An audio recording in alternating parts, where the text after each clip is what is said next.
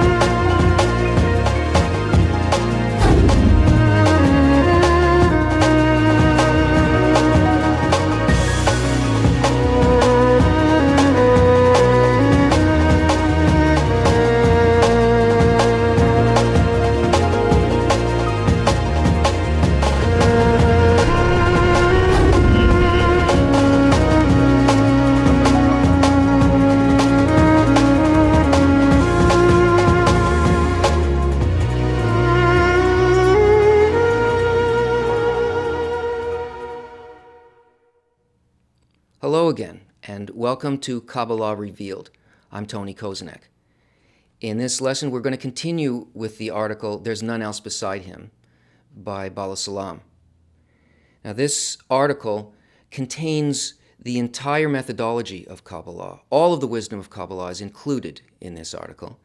And even though we're picking it up from paragraph 10, one of the qualities of Kabbalistic books is that even though it is a complete system that takes a person end to end from their starting point in their will to receive and in their condition of hiddenness from the Creator and reveals the whole of reality, the text speaks to a person no matter where they are and at any point from the text. So it doesn't really matter where you enter, it just matters that you enter.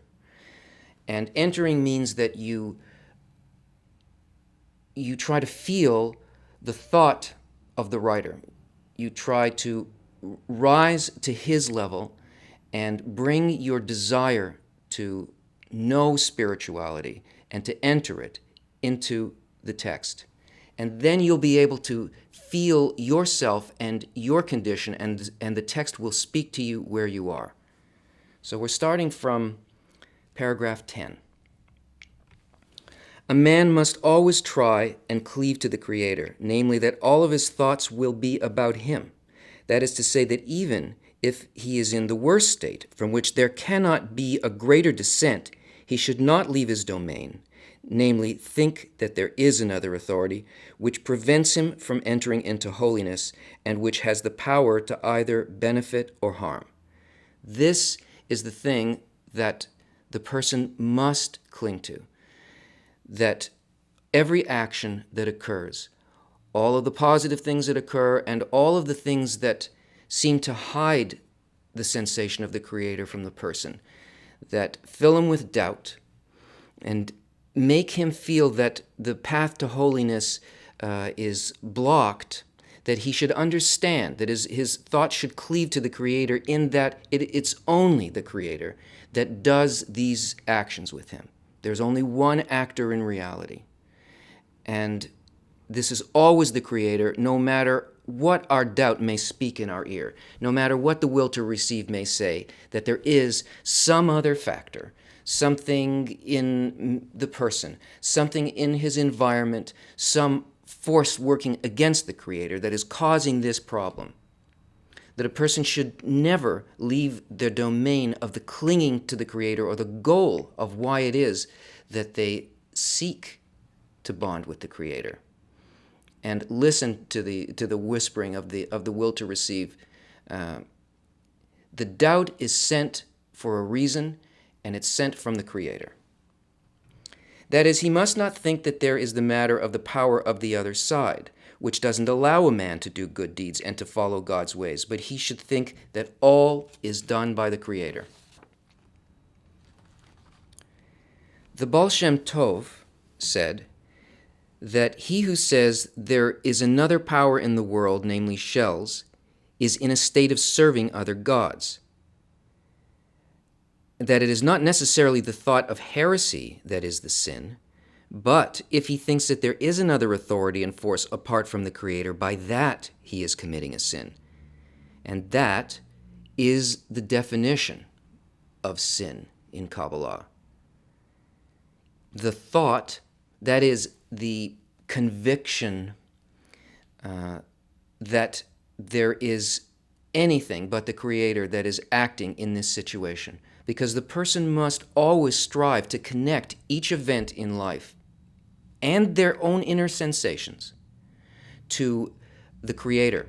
That everything, every action is happening as a result of the Creator's act, and it is only the response of the creature which is his intention in regards to these.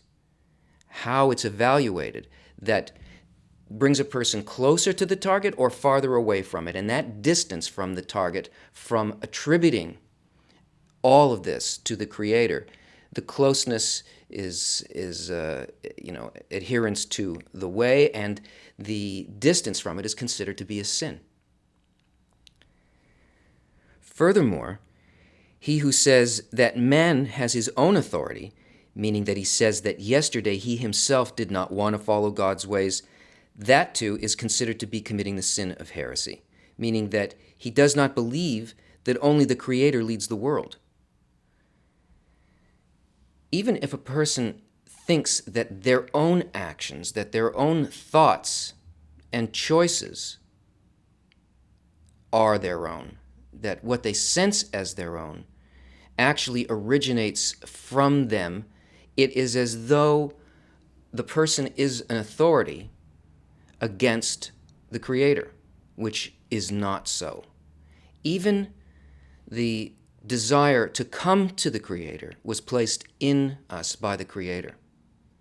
Just as the left hand pushes away through the sending of doubts, likewise the right hand awakens a person and gives them the sensation that they are choosing to come to the Creator.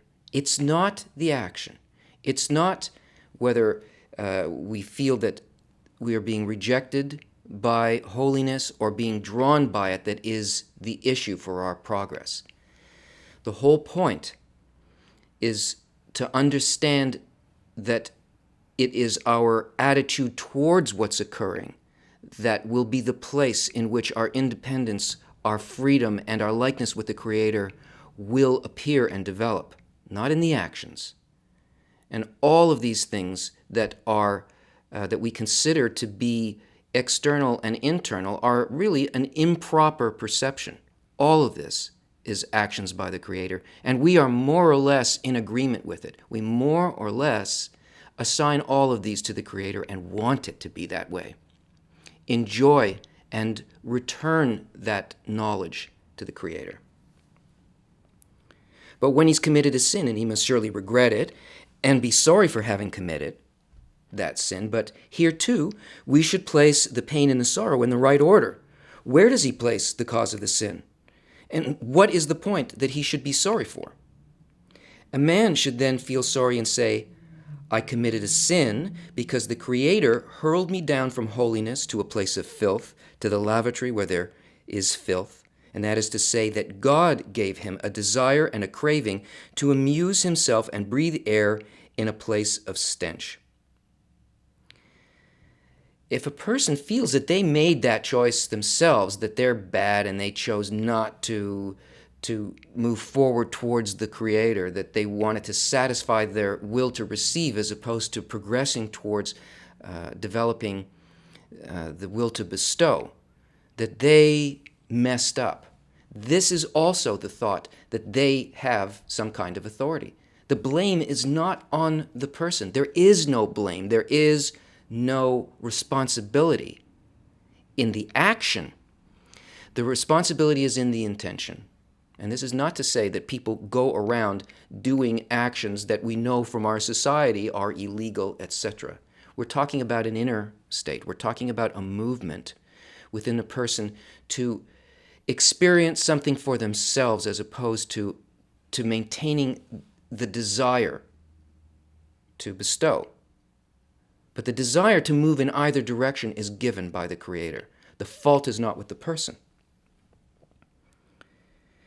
And you might say, as it says in the books, that sometimes a man incarnates in the body of a pig, that he receives a desire and a craving to take livelihood from things that he already determined were litter, but now he again wants to revive himself in them. Now remember, all Kabbalistic books are written in language of branches. To reincarnate or to incarnate means to use a particular desire, to identify with a particular need and a particular delight, that is, its filling. And in this case, it is the reason for something. So if a person incarnates in the body of a pig, that is to say, it's a lower state than the state of a human. The desire is a desire for self-fulfillment on the simplest kind of level of self-satisfaction. And the person already knows, because of their goal, that their goal is above the level of animal desires, that it is a human desire, that what a person is attempting to do is to develop a soul, which is the human level of spirituality. And yet, he finds himself taking sustenance from something that he already has determined is not his goal. Still, it's not the man who did this. The Creator hurled me down to a place of filth. We don't need to worry about these states. The only thing that we need to do is to relate them all to the Creator. That's where our ascent is. That's where the path towards spirituality is, not in the externals. And also, when a man feels that he's in a state of ascent and he tastes some good flavor in the work, he must not say, now I'm in a state where I understand that it is worthwhile to worship God. Rather, he should know that now the Lord fancied him. And for that reason, he draws him near, which is the reason why he tastes the good flavor in the work. And he should be careful never to leave the domain of holiness and say that there is another operating force besides the Creator.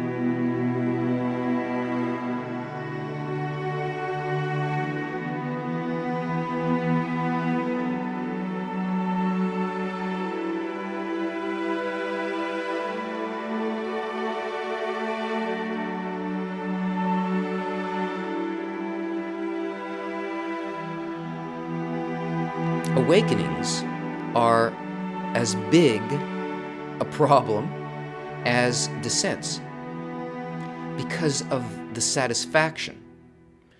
And the problem that can occur within us as we progress, to be satisfied at a certain level and remain still in that satisfaction, and to lose a connection with the Creator and believe that, well, now that I've had some kind of ascent, my intellect is full. Because when a person studies Kabbalah, they become a lot smarter. You begin to see how systems work. You incorporate the intelligence of the whole system in you because you agree with it, basically. But that doesn't give you any advantage over anybody else. You cannot progress in the Kabbalistic work or in the work towards spirituality but with any special talent. No special talent is required. The simplest man with the proper attitude can reach the highest levels. And the idea that now one understands something as a result of awakening is to worship other gods. It's to believe in another force other than the Creator. Anytime there is awakening, it's not because you did something. It's because there was an action by the Creator, the right hand of the Creator, drawing a person forward. This means that the matter of finding favor in the eyes of the Lord, or the opposite, doesn't depend on man himself, but everything depends on God.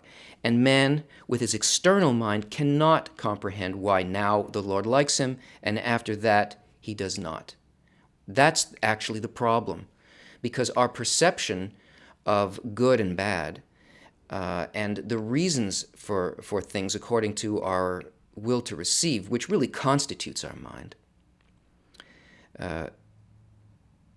hides from us the real meaning behind an action. That is, the thought and the love of the Creator and the giving of that action through both the left and the right hand, in which He pushes away and draws us close and uses this whole system of hiddenness. What is hidden from us is the benevolence, the contact with the benevolence. It's how we perceive, the degree to which we perceive the goodness that really constitutes our connection with the Creator. This is what's called revelation. The revelation is only to reveal the quality of the Creator, which is unconditional love. And likewise, when he regrets that the Creator doesn't draw him near, he should also be careful not to be sorry for himself, for having been distanced from the Creator, for by doing so he becomes a recipient for his own benefit. And he who receives is separated from the Creator. So if a person falls and feels the distance and starts saying, I'm not going to make it, this isn't good for me, this is not working out for me, this also is a detachment from the striving towards the achieving of the will to bestow. This separates a person from the Creator. It is the main acts by which the creature was separated from the Creator in the first place. The will to receive puts us in opposite forms, so we can never achieve the bonding through thinking that I'm having a problem here in relation to the Creator. Rather, he should regret the exile of the divine presence, meaning for inflicting sorrow upon the divine presence. One should take as an example when some small organ of a person is sore. The pain is felt mainly in the heart and the mind, which are the generality of man. And certainly the sensation of a single organ cannot resemble the sensation of a person's full stature, where most of the pain is felt. Likewise is the pain that a person feels when he's detached from the Lord, since man is but a single organ of the divine presence, for the divine presence is the soul of Israel in general.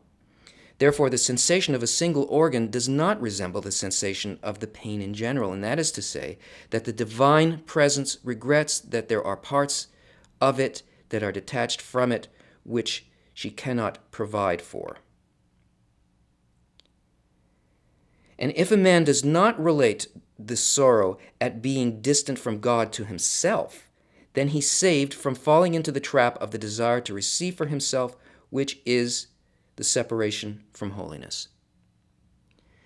There is a collective soul, Israel, the general soul of Israel as a whole, Adam Harishon, the original soul, the single creature, and the pain of the separation is felt all through the creation, which is the general soul in relation to the Creator. That pain is felt as suffering on every level of creation. It's not just that the person themselves are suffering. The collective as a whole, which is called Shekhinah, the divine presence, the collective soul, it feels it in each and every part of it. Our lack of concern for the whole, that our reception and any of our work would be just like an organ in a body that will function to its best ability and consider only the health and well-being of the entire system. If we can feel our sorrow and detachment on behalf of the sorrow and detachment of the whole, which cannot feel itself as whole, then we're not just thinking about ourselves. And this prevents us from making that primary mistake. The same applies when one feels somewhat closer to holiness.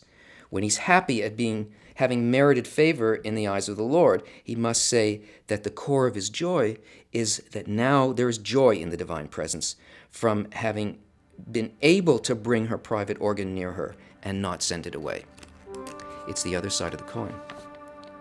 And man rejoices at having been endowed with the ability to please the divine presence. So a person's happiness, again, is not for himself, though he will feel the joy, he'll feel the filling, he will feel the closeness. It won't be on behalf of himself. This is what we need to strive for. This is what Lishma is. This is what doing Torah and mitzvot, Lishma, for her name, which is not for myself. That is the goal, and that is what this enables us to do. My joy will be in the fulfilling of life as a whole, that it can be connected, reconnected. And then one is doing an action towards all of humanity and all of spirituality and all of creation. And every action is on behalf of the whole. This is the goal, and therefore you have exactly the same attitude towards it as the Creator does, and this is a greater similarity of form, and this is a higher level of bonding. Although the will to receive is necessary, since that constitutes a person, since everything which exists in a person, apart from the desire to receive, is attributed to the Creator. We are the will to receive.